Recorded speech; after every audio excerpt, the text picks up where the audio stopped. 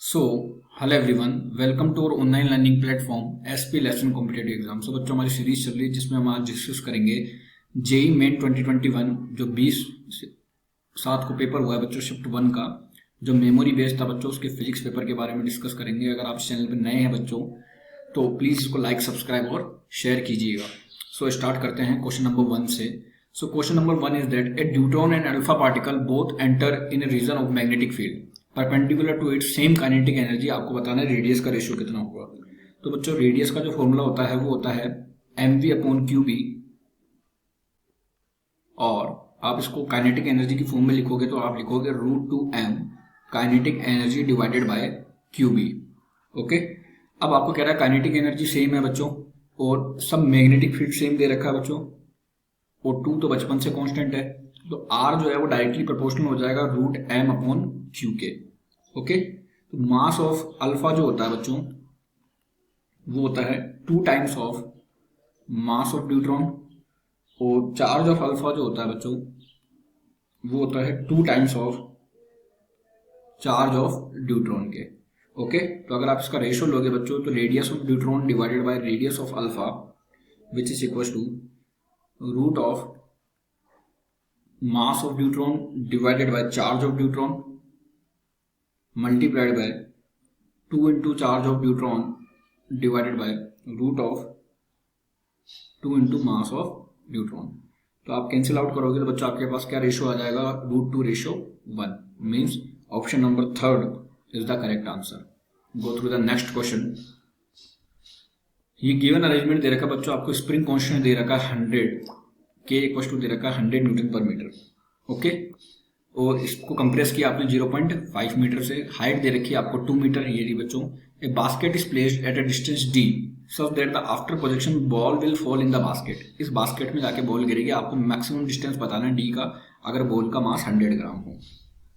तो कुछ नहीं बच्चों, आप इसमें एनर्जी कंजर्वेशन लगा दो कि जो हाफ के x² होगा वो किसके इक्वल आ जाएगा बच्चों, वो हाफ mv² के आ जाएगा। ओके, तो v किसके इक्वल आ जाएगा, x √k/m। ओके, सो x की वैल्यू दे रखी है आपको 0.5, तो वैल्यू पुट कर दो 0.5 √k दे रखा बच्चों आपको 100, और मास जो किलोग्राम में कन्वर्ट करोगे ये हो जाएगा 0.1। तो ये कितना आ जाएगा बच्चों, वेलोसिटी आपके पास आ जाएगा 5 to 10 मीटर पर second. Okay, now time of flight कितना होता है बच्चों, ये प्रोजेक्टाइल मोशन है तो ये आ जाएगा √2h/g। ओके, तो ये आ जाएगा √2, हाइट दे रखी 2 मीटर, g की वैल्यू आप 10 ले सकते हो बच्चों, तो ये आ जाएगा आपके पास 2/√10 सेकेंड। ओके, नेक्स्ट रेंज निकालनी बच्चों आपको। तो रेंज निकालने का क्या तरीका है, फिर आप रेंज का फॉर्मूला लगाओगे। रेंज जो होती है बच्चों वो क्या होती है, u/t। ओके, सो ये जो d है वो किसके इक्वल आ जाएगा बच्चों, 5/10 मल्टीप्लाइड बाय 2/√10। तो √10 से √10 कैंसिल आउट हो जाएगा बच्चों, और आपके पास कितना आंसर आ जाएगा, 10 मीटर। इसका मतलब कौन सा ऑप्शन आ जाएगा बच्चों आपके पास, option number 2 is the correct answer. 10 metre is the correct answer. तो डी मैक्सिमम, इसका मतलब आपको रेंज ही मैक्सिमम निकालनी है। तो रेंज कितनी आ गई, 10 metre. Go through the next question. फिर कह रहा है बच्चों, when a disc slides on smooth inclined surface from rest the time taken from move a to b is t1। Okay, when disc perform pure rolling from rest time taken from a to b is t2। आपको t2/t1 का ratio दे रखा है √3/x, then find the value of x। Okay बच्चों, तो जब disc slide करेगी बच्चों तो एक्सेलरेशन a1 कितना आ जाएगा, वो आ जाएगा g sin थीटा। तो a1 किसके इक्वल आ जाएगा, g sin थीटा के। जब कब बच्चों, जब ये स्लाइड करेगी। ओके, और जो डिस्टेंस आ जाएगी वो कितनी आ जाएगी, s equals to u/t1 plus half a1/t1²। Okay, ये आ जाएगी बच्चों, u तो 0 हो जाएगा, स्टार्टिंग फ्रॉम रेस्ट है, एक्सेलरेशन हो जाएगा half into g sin theta into t1²। Okay, इसी तरह से अगर आप a2 निकालोगे जब प्योर रोलिंग करेगी, तो a2 का जो फॉर्मूला आता है बच्चों वो आप सबको पता है, प्योर रोलिंग में g sin theta divided bye 1 + k² upon r²। Okay, तो के स्क्वायर अपॉन आर स्क्वायर जो है बच्चों डिस्क के लिए कितना होता है 1/2 होता है, तो 1 + 1/2 हो जाएगा 3/2, तो ये आ जाएगा ऊपर जाके 2/3, तो ये आ जाएगा 2/3 जी साइन थीटा। अब वापस वही फॉर्मूला लगाओगे बच्चों आप S2 निकालने के लिए, तो S निकालोगे उस कैलकुलेशन में कितना आ जाएगा, हाफ A कितना है बच्चों 2/3 g sine theta into T2 square. Okay, दोनों में डिस्टेंस सेम है बच्चों, दोनों का रेशो लोगे तो T2/T1 कितना आ जाएगा आपके पास, वो आ जाएगा √3/2। तो x की वैल्यू कितनी आ जाएगी बच्चों आपके पास, x की वैल्यू आ जाएगी 2। Okay, go through the next question. चलिए बच्चों इलेक्ट्रोस्टैटिक से क्वेश्चन है, when A charge of magnitude capital Q, okay, if you divide charge into 2 parts what should be their ratio so that the maximum repulsion force. बच्चों हर book में दिया होता है ये सवाल, तो आप इसको 2 पार्ट्स में डिवाइड कर सकते हो। ओके, एक तो आप डिवाइड कर दो उसको Q में और एक कैपिटल Q माइनस Q में, आप दोनों को ऐड करोगे कैपिटल Q ही आएगा आपके पास। तो फोर्स निकालोगे बच्चों तो आप कोलॉम्स लॉ लगाओगे, F = K Q1 Q2 divided by R square. इन दोनों के बीच का डिस्टेंस R कंसिडर कर लो बच्चों। सो ये हो जाएगा K, एक चार्ज है स्मॉल q, दूसरा चार्ज है capital Q minus small q divided by R square. Maximum होने के लिए बच्चों इसका चार्ज के रेस्पेक्ट में डिफरेंशिएशन क्या कर दो, 0 कर दो। सो इसको डिफरेंशिएट करके 0 के इक्वल रखोगे तो आपके पास क्या आ जाएगा बच्चों, Q माइनस 2Q = 0। सो Q किसके इक्वल आ जाएगा बच्चों, Q/2 के। ओके, तो इसका मतलब ये भी Q/2 है और ये भी Q में से Q/2 माइनस करोगे तो ये भी Q/2 है। तो आपको पूछ रहा है कि what should be their ratio, तो चार्ज का रेशो निकालोगे कितना आ जाएगा बच्चों, 1:1 आ जाएगा, means option number 1 is the correct answer. Go through the next question. 4 planks दे रखे बच्चों, अब इस क्वेश्चन को ध्यान से देखो बच्चों, ये लिफ्ट वाला प्रॉब्लम है।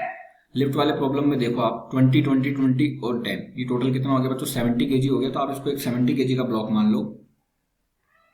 ओके, और ये कितने एक्सेलरेशन से ऊपर जा रहा है बच्चों, ये एक्सेलरेशन से ऊपर जा रहा है 0.2 से।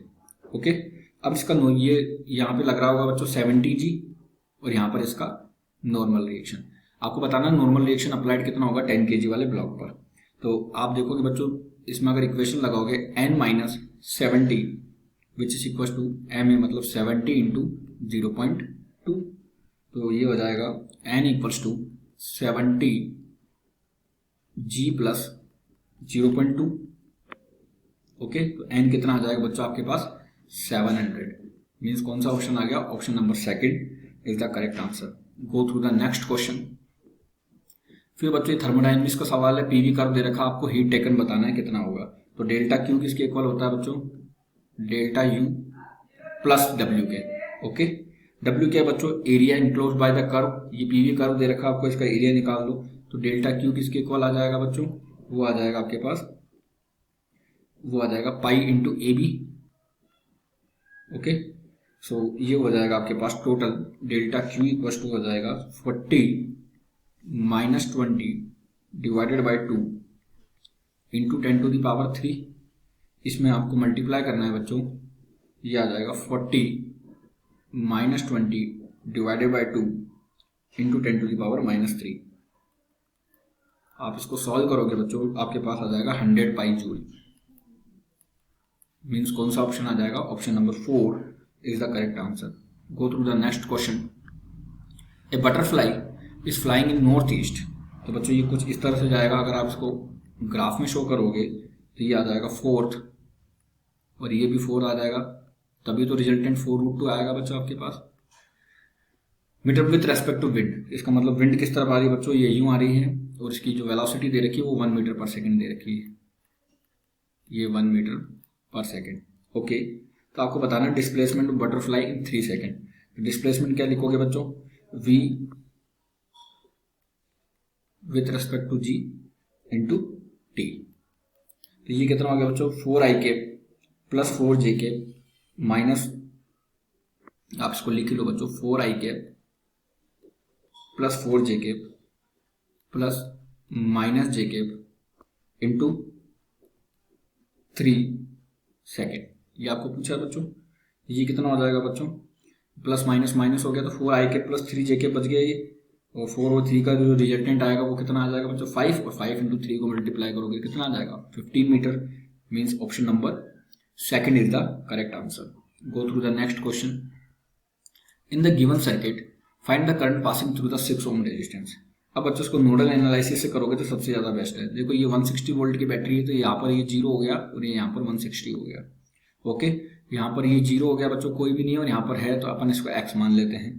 ओके, यहाँ पर ये 0 हो गया बच्चों और यहाँ पर ये कितना हो गया 90 हो गया. अब बस KVL लगा दो आप इसमें, तो इसमें लगाओगे बच्चों KVL तो कितना आ जाएगा 160 minus x divided by 4 plus 90 minus x divided by 5.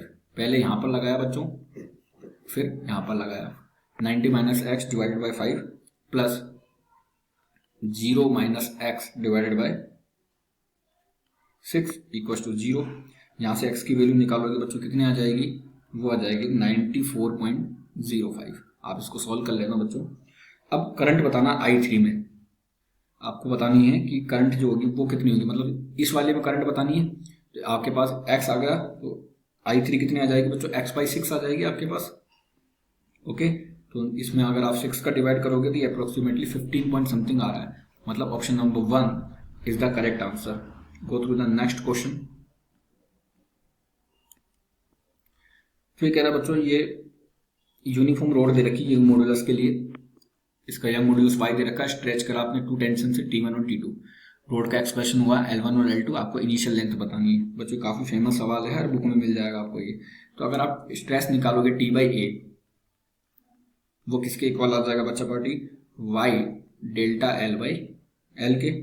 तो T1 के पहले T1 लोगे तो T1 अपॉन A किसके इक्वल आ जाएगा बच्चों, वो आ जाएगा y, ये हो जाएगा L1 minus L not divided by initial length कितना हो गया L नॉट. इसी तरह से अगर आप T2 लिखोगे तो T2/A is equal to y L2 minus L not divided by L not.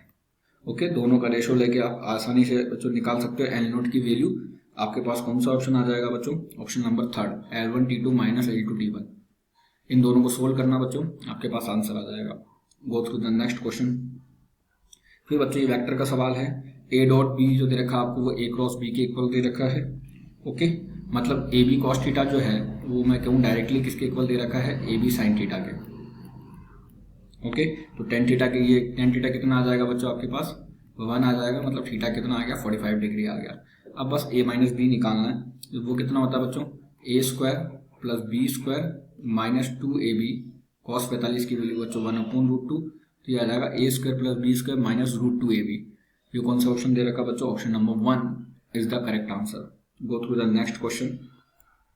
ये अल्टरनेटिंग करने से सवाल है बच्चों. एक सीरीज LCR सर्किट दे रखा है आपको. ओके, आपको बताना है कैपेसिटेंस ऑफ द कैपेसिटर, मतलब C की वैल्यू बतानी है. ओके, तो अगर आप इसमें tan phi निकालते हो, मतलब ये V0 एक्चुअली में होता क्या बच्चों सीरीज LCR में, ये V0 L होता है और ये V0 C होता है और ये V0 R होता है बच्चों. Okay, current lead source voltage bye 45 degree, मतलब फाई की वैल्यू दे रखी है आपको. tan phi किसके इक्वल होता है बच्चों, tan phi होता है वो होता है XC minus XL upon R. ये मैंने XC पहले क्यों लिया है, बिकॉज करंट जो है लीड कर रही है वोल्टेज से. ओके, अच्छा, तो ये कितना आ जाएगा बच्चों, R जो आ जाएगा वो, अब tan 45 की वैल्यू तो 1 होती है, तो R किसके इक्वल आ गया XC माइनस XL के. XC को आप लिख सकते हो 1/ω/C और इसको लिख सकते हो आप ω/L. आपको ओमेगा की वैल्यू दे रखी है, L की वैल्यू दे रखी है, सॉरी L तो हाँ L की वैल्यू दे रखी है और R की वैल्यू दे रखी है. आपको C की वैल्यू निकालनी है. आप इसको सोल्व कर लेना बच्चों, इसके पास आ जाएगा option number 2 is the correct answer. Go through the next question.